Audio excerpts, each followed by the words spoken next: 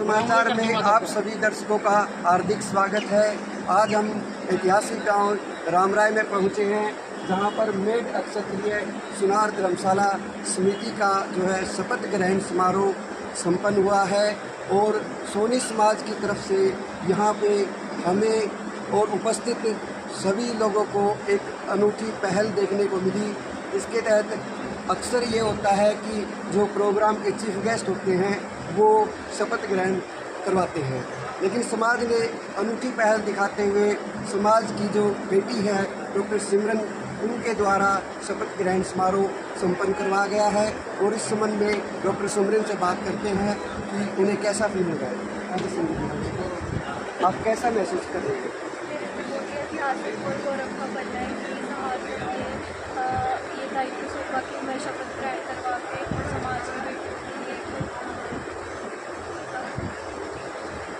Motive करूँगी ताकि उनको भी आगे बढ़ने का मौका मिल सके। उनकी ये सब्जेक्ट की पढ़ाई करके सभी आगे बढ़ सकते हैं कि हमारे समाज में कि बच्चे कम पढ़ रहे हैं या वो ज़्यादातर जो हमारा काम है कि सुनार का काम है या उस तरीके से उसको छोड़ के, जैसा कि हम आजकल देख रहे हैं कि महंगाई कितनी बढ़ गई है जिसकी वजह से काम भी बहुत कम होते जा रहे हैं।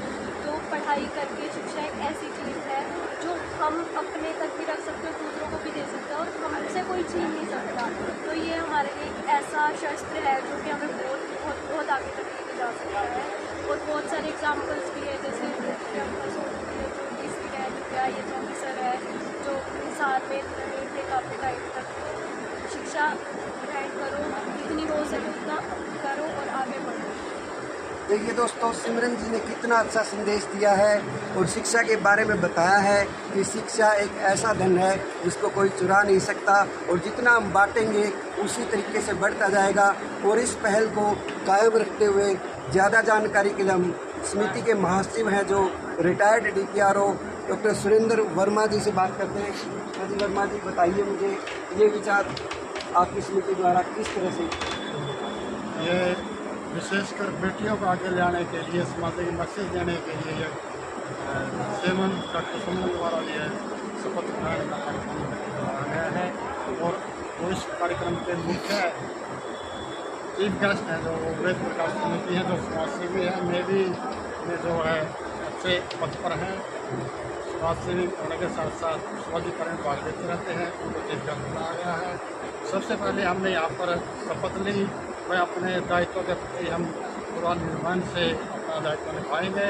और सभी ने जो है जो पदाधिकारी हैं नए बने हैं इस समिति के, उन्होंने अपने शपथ ग्रहण के माध्यम से निर्देश दिया कि हम अपने कार्य में निष्ठा से निपुणता के साथ इस कार्य को करेंगे, ताकि जो हमारे जो पूर्वजों की देन है ये सुनार धर्मशाला धरोहर, उसका उत्थान हो सके, उसको पुनर्जीवित किया जा सके। धन्यवाद।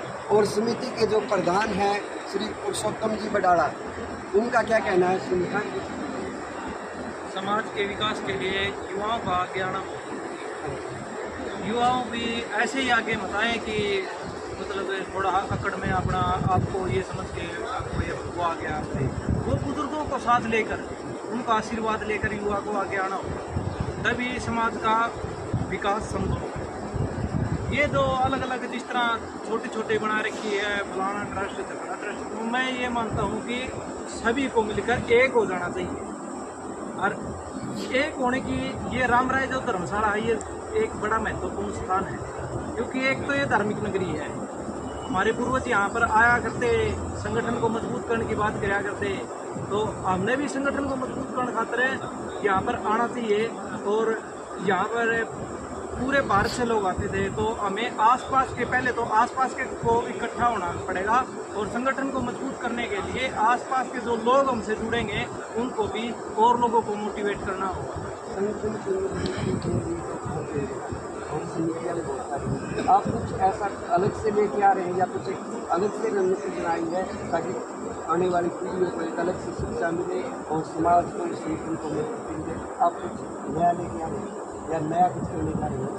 हाँ, हम युवाओं को आगे लाना चाहते हैं, युवाओं की भागीदारी बढ़े। हाँ, युवाओं की भागीदारी बढ़े। उसके बाद ये जो आगे जो संगठन चलेगा उसको उसकी बागडोर युवा समाज से। शपथ ग्रहण समारोह के चीफ गेस्ट श्री वेद प्रकाश जी सोनी से बात करते हैं। हाँ जी नमस्कार, जय श्री सर, मैं आपसे ये जानना चाहता हूँ कि आपने अभी एक बात कही कि सिमरन जी से जो आपने उसके बारे में आपने क्या कि औरों को भी कहना। सही बात है। मैं इस बात से सहमत हूँ कि देखिए, जिस दिन हम फेरे लेते हैं, पंडित जी आपके हाथ में हाथ महिला का हाथ पकड़ाता है, उसी दिन समकक्ष हो जाती है महिला।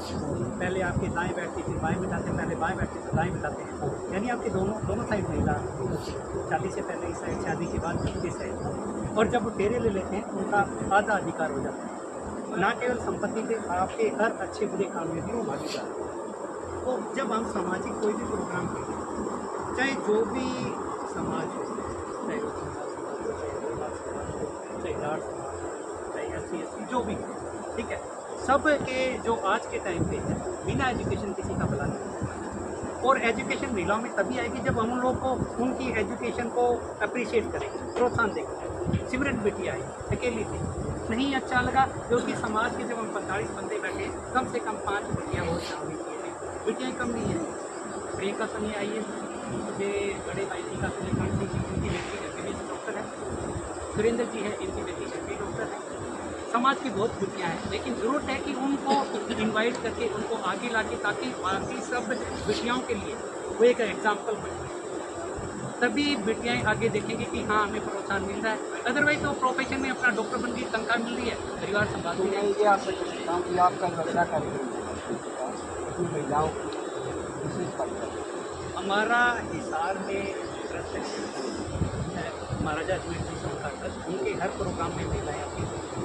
मैं ये जो अग्रवा का हमारा ट्रस्ट है, जो शक्ति धाम है, उसका मैं सुरक्षक हूँ। वहाँ हर प्रोग्राम में अगर 1000 पुरुष आए हैं तो 1200 महिलाएं जरूर आती हैं। इक्वल भागीदारी है, इक्वल उनको राइट है। और ना केवल समाज के सिर्फ प्रोग्राम में भाग लेने आती हैं, चंदा भी आदमियों के बराबर वो देती है। आदमियों से ज़्यादा बढ़ के लेडीज़ भाग लेती है वहाँ। बंदा मिला के चल रही है, तो ऐसे कार्यक्रम में भी बराबर की भागीदारी होती है। यही आपका माध्यम। मैं प्रधान जी नए प्रधान बने हैं, युवा साथी हैं, मैं उनको ये कहूँगा कि आप जब भी अगला इनविटेशन बनाएं, महिलाओं की भागीदारी इक्वल रखें, उनको बुलाएं, उनको सम्मान दें, उनका स्टेज का जो बैठने का है, उनका जो नीचे जो बैठने का है, उनके प्रोग्राम को भी उसी मान सम्मान के साथ वो भागीदारी सुनिश्चित जरूर आएंगे। महिलाओं के पास पुरुषों से ज़्यादा पैसा है, आपकी तनख्वाह भी आपकी वाइफ की संभालती है, नेचुरल है। उनके पास अपना पैसा और आपकी तनख्वाह 1 और 1 11, आपके पास 1 पैसा, उनके पास 11 पैसा। धन्यवाद।